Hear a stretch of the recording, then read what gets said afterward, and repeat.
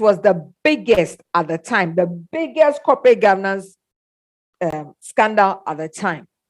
It led to losses. It led to people losing their jobs, people losing their investment to the tune of $40 billion, or if not more. Okay, it affected many countries as well. So the Enron situation led to the enactment of what we call the Sarbanes-Oxley Act, which came to power, or which was brought to being in 2002. Okay, and this has been one of the most sweeping reforms for the past 70 years. Okay, right.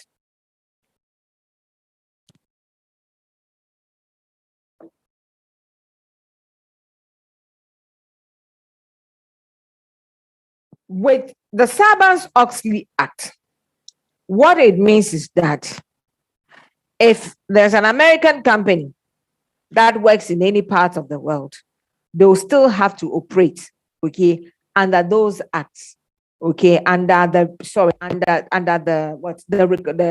provisions of this act, okay. So, for instance, if there's an American company in this company and it's a subsidiary of another firm in the US, it means that their practices and activities should be in line with the Sarbanes-Oxley Act, as well as what we have in Ghana, okay, as well as what we may have in Ghana. So that's how it works, okay. Now, the Sarbanes-Oxley Act of 2002 cracks down on corporate fraud. Like I said, if you take our old corporate governance code in Ghana, which was last revised in 2003, ours do not cover criminal issues like fraud, theft, money laundering, and what have you.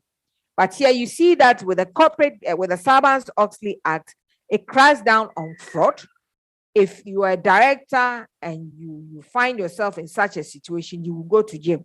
Okay, it created the Public Company Accounting Oversight Board. Okay, so this Sarbanes-Oxley Act of 2002 brought out the fact that we need an oversight board, a Public Company Accounting Oversight Board in the US. It banned company loans to executives and gave job protection to whistleblowers, among others. Now, what you need to understand is that the findings, when they investigated the Enron issue after it collapsed, it was the findings that led to these recommendations. Okay, normally that is how it was. And this time, these recommendations were passed into a law. Okay.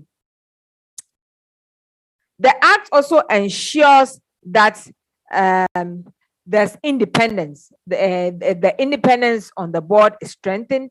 There's financial literacy of corporate boards, because that's one thing. Because what happened with Enron 2 was that there was what we call creative accounting.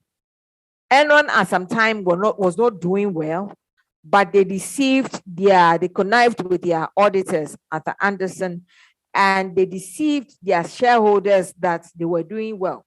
Okay, so what was supposed to be a loss was put out there as profit. So they weren't doing well, but they covered it up. So this act ensures that everybody that sits on the board in America is financially literate. You can read financial accounts, okay? This act also ensures that CEOs are held personally responsible for errors in accounting.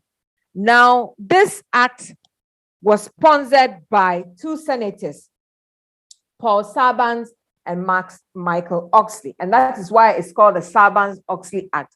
And like I said, it became a law in 2002, on 30th of July, 2002. And in the US, this law is enforced by the Securities and Exchange Commission, okay? So unlike the UK, in fact, the UK's combined code also has some legal binding, okay? It's bound by law, but in America, America's own is more stringent than the UK. The UK's own has this clause, comply or explain. So you are given an option whether you comply or you explain to your shareholders or your stakeholders why you choose not to comply with the corporate governance code. So it's a bit different and it's a bit technical. Okay. But for the US, theirs is a law that has come to being. And if you flout any of the provisions of this act, you could go to jail. Normally, with other countries, even in Ghana, if you flout corporate governance codes of best practices, that alone cannot send you to jail. That alone. You may have to step down as a director or something, but that alone cannot send, unless there's a criminal aspect of it, then we would have to look into our criminal laws to jail you for that. Okay, so that is why, because of that, a lot of directors can get away with so many things in Ghana. Because if you say corporate governance, or you even say fraud, and the person goes to court and he's found not guilty, well, the person is set free. The company would have collapsed already. Like what happened with Beauty Bank. Okay, they were talking about what? Flaws in our corporate governance structures. Fine. But our laws do not penalize people. Our laws do not penalize directors for flouting or for not going by corporate governance principles. Okay. So for that aspect, all they can do is to reform the corporate environment by coming up with recommendations. But what will make us punish somebody for making a company go down or making a company lose money is where the person is involved in insider trading, money laundering, fraud, or anything that is criminal. Okay, anything that you can find in our criminal books and the person can be charged with. Okay, so basically that is what it is. Then we move on to the Parmalat scandal. This was the biggest scandal to hit Europe. This happened in Italy. Parmalat, I'm sure you know, is a dairy product company. And at the time, it was Italy's largest food company. Parmalat, the company started as a grocery shop.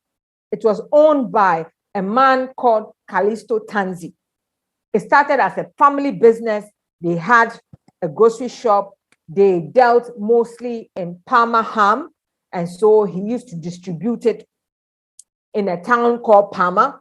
Okay. Then it's said that Callisto Tanzi was a very ambitious man. Okay. So he started opening other divisions. By 1963 or 1965, he was the first person to introduce, or his company was the first company to introduce UHT milk. Okay. He introduced UHT milk, introduced several types of cookies, and was able to permeate the US market. He had TV stations. He had a soccer team. He sponsored soccer team. He did so many things, but he did these things with people's investments. Okay. He went to the point of even siphoning $500 million into his daughter's tourism business, which collapsed. He had a very, very complicated organizational structure. He opened dummy accounts in the Cayman Islands and had no money there. Okay. Eventually, the company went down. As we speak, Callisto Tanzi is in jail because he was charged with fraud, money laundering, nothing to do with breach of corporate governance principles. Okay. Because then at the time in Italy too, their regulations were more of codes of best practices. You choose what will work for you. And so he was charged based on criminal activities, money laundering especially, and then amongst others. So that's what sent him to jail. Now here it says that there was a disappearance of more than $10 billion in declared assets. Okay. Subsequent to this scandal, there were also regulatory amendments to do with auditing and audit committees. Okay. So basically that is what you need to know about what happened in Italy with Parmalat. Parmalat also led to some regulations. UK's company crisis led to several regulations. And the recent one they have is the Corporate Governance Code of 2018. In the US, because of Enron and the likes of WorldCom, they have an act, which is the Sarbanes-Oxley Act, that can send you to jail. Okay, so they have their Companies Act, And then they had the Sarbanes-Oxley Act strictly for corporate governance, okay, as a result of what happened to Enron. Okay, now let's look at the development of corporate governance in Ghana. Here we are told that corporate governance, or the root of corporate governance in Ghana, is traced to a colonial past. Remember that, you know, during the colonial era, we had what? Companies. Okay, companies that were brought down from Britain, that were set up by our British colonial masters. So the likes of maybe Unilever and what have you, Cousins and what have you. Okay, so when they were coming, they came with their own rules and regulations. Okay, and when they left that behind. Our regulations, even our company's code or our company's act, mirrors that of the UK. Okay, so during the colonial period, British company legislation was introduced into the country. Okay, pardon me. Hence, our legal system mirrors that of the UK pattern. Okay, so we use the Anglo-Saxon way of running our businesses. Okay, so here, like I explained, prior to independence, foreigners, mostly British merchants, controlled the activities of business enterprises in Ghana. So they brought along their own economic interests and their own legislation. Okay, and when they left, we did not really change it. So you see that even our company's code, the first company's code that we have, 1963, Act 179, is based largely on the English Companies Act 1948. Okay, that is the legal bit. Okay, so even our company laws stems from what they have in the UK. Remember that I am not saying that when you're doing corporate governance, you have to throw company law away.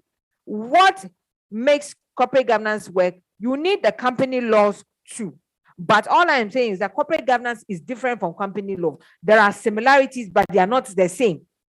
Okay, to enforce certain things in a company, you need company law. But most of the principles of corporate governance are they are all principles of best practices now in Ghana, which are not really backed by any act of parliament. If there are, then I haven't heard of that. I'm following it keenly, but we don't have anything like that. Okay, so we just go by our principles of best practice, which was put together by SEC in 2003. Okay, so even a company's code, like I said, from 1963, is largely from the English Companies Act 1948. Okay, here it says that the code has not seen more changes except editorial changes, but we have a new Companies Act which was put in place in 2019. Okay, and so there are some changes in them. It's better than, there are some changes in the new one, so it's better than the other one. Okay, legislative framework of corporate governance in Ghana. Okay, it's the same thing like I talked about. Some of the legal and regulatory frameworks of corporate governance system include what? It includes the company's code, which was established in 1963. Okay, it provides issues concerning, well, here it says corporate governance, but it's not really so. It helps. If you look at the key actors of corporate governance, the regulator is part of it. You have other bodies that are also part of it. So of course, the code plays a role. Okay.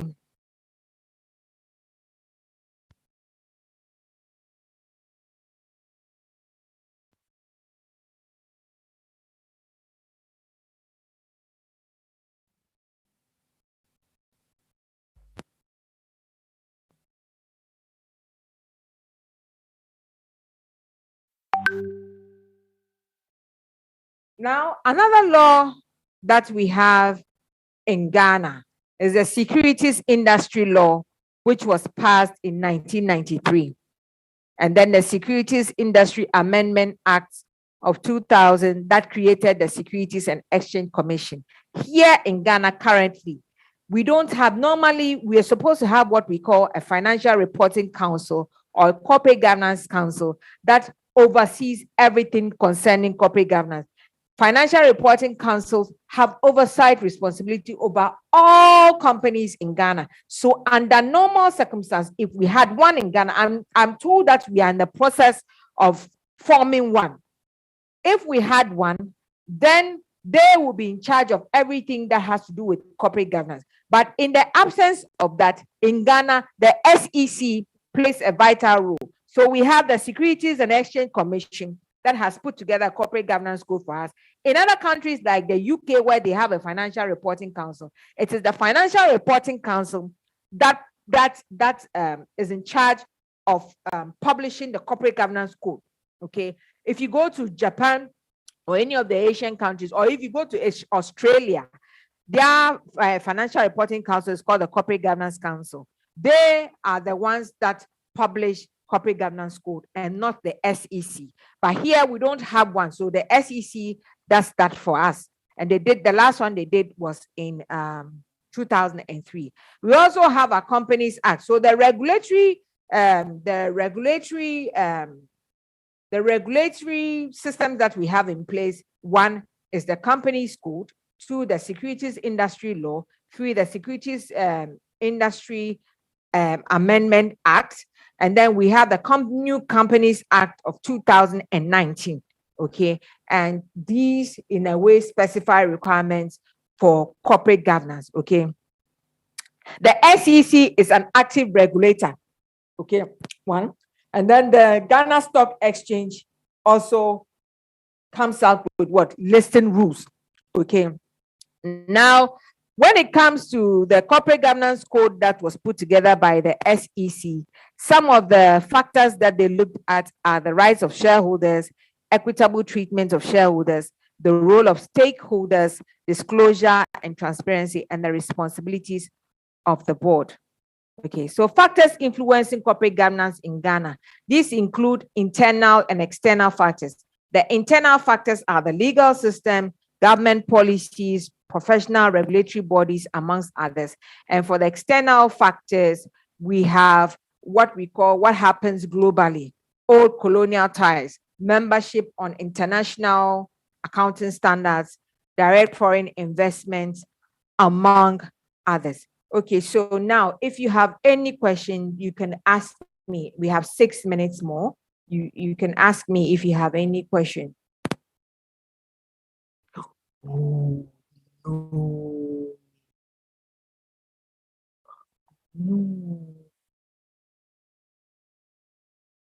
If you have any questions, you can ask me. Hello. Hi. Yes, I'm waiting for your questions. You have 5 minutes. If you have any questions, you can ask me. Someone raised their hand.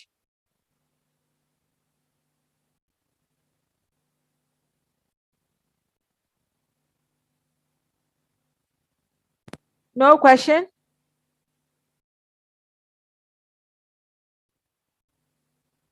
Hello? Don't you have any questions? Someone raised their hand. I thought there was a question for me.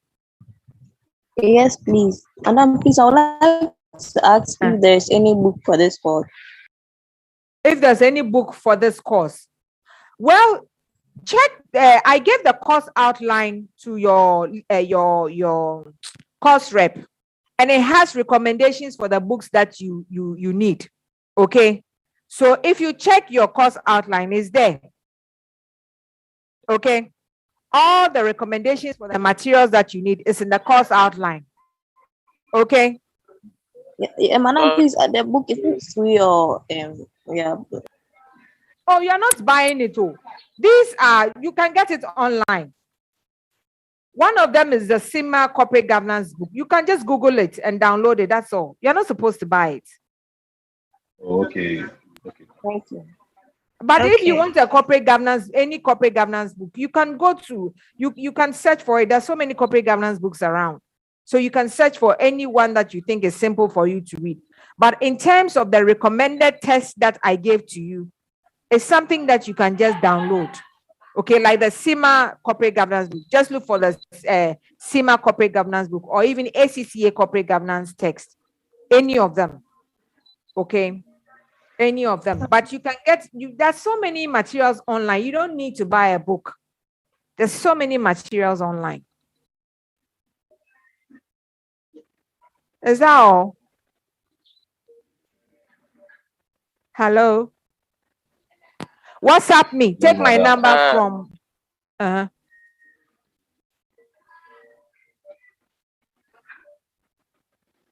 Hello? Any more questions?